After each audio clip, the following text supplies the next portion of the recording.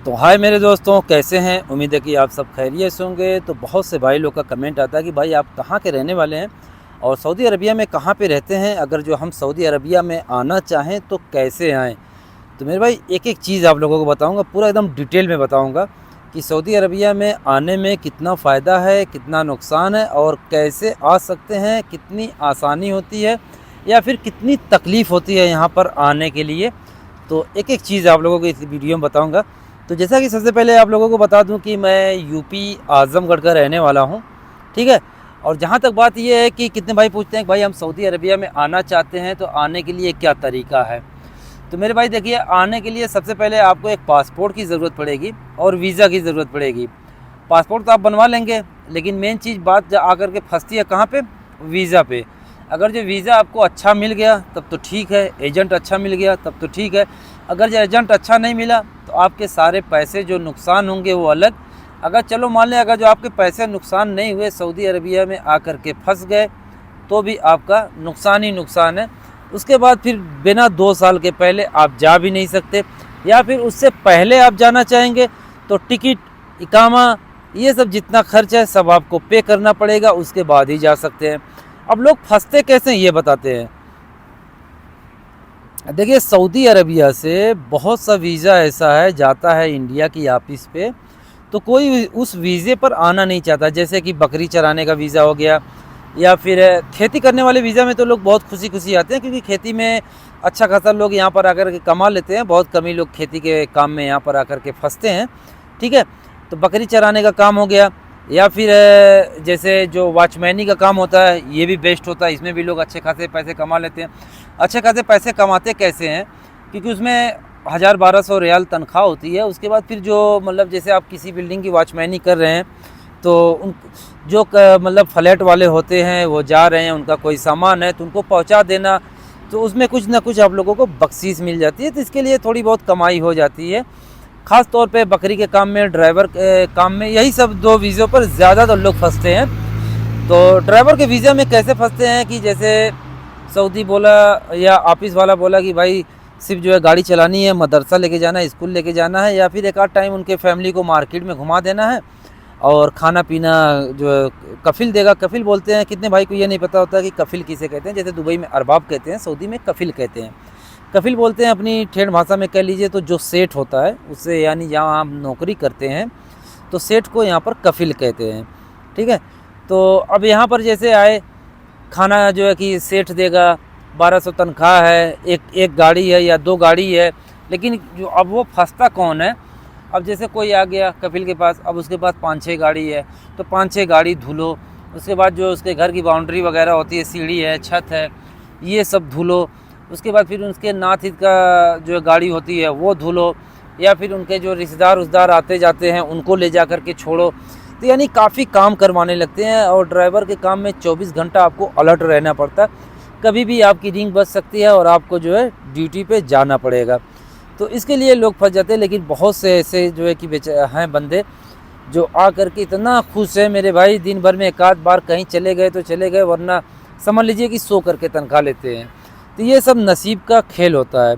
और जहाँ तक बकरी की बात है, अब ये कैसे फंसते हैं। देखिए, बकरी की वीज़ा पर जल्दी इंडिया से कोई आना नहीं चाहता है, तो अब ऑफिस वाले वहाँ पर झूठ बोलते हैं। झूठ क्या बोलते हैं कि भाई यानी जिस काम में आप आना चाहोगे वही काम वो लोग बता देते हैं, ऑफिस वाले, ठीक है।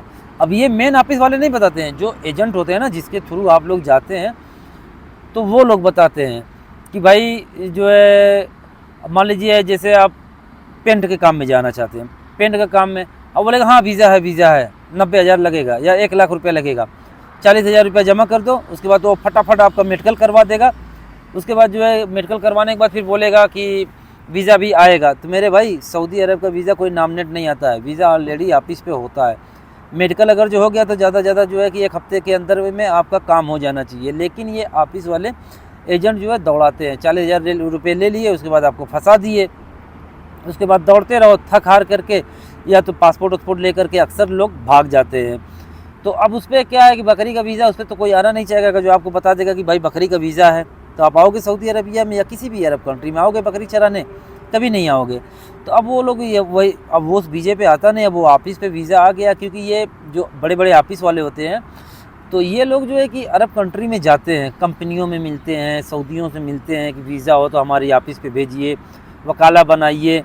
अब जो सऊदी वीज़ा भेजा है, अगर जो आदमी नहीं भेज पाया, आदमी उसको नहीं दे पाया, तो दोबारा उसकी ऑफिस पे वीज़ा जाएगा नहीं, उसका नाम ख़राब होगा। तो ये लोग कैसे भी करके फिर आदमी लोग को उस वीज़े पर भेजते हैं।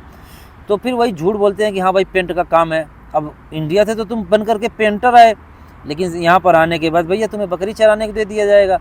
और कितने कहते हैं कि भाई मैं यहाँ पर आकर के फंस गया, मेरा अरबी मुझे दूसरा काम दे दिया।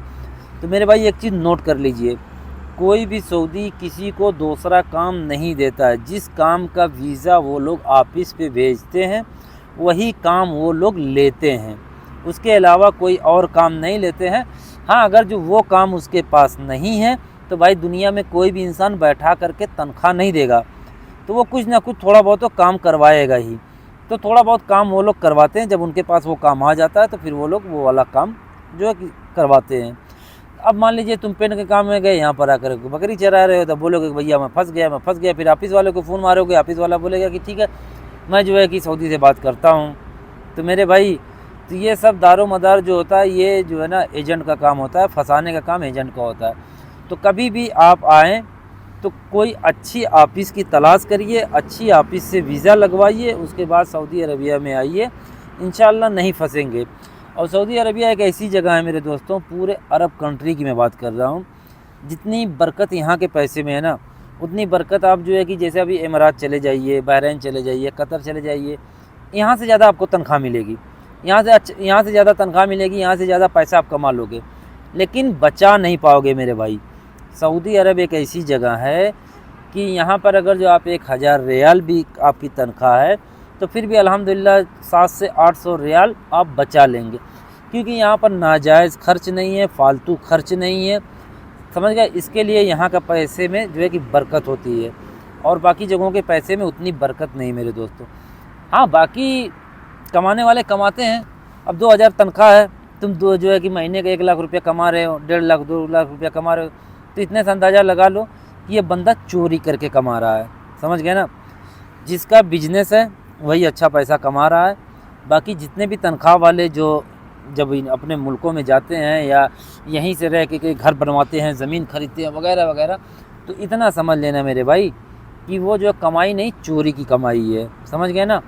तो कभी भी वीज़ा जो है बहुत सोच समझकर अच्छी ऑफिस से वीज़ा लगवाएं, तो इंशाल्लाह आप लोग नहीं फंसेंगे।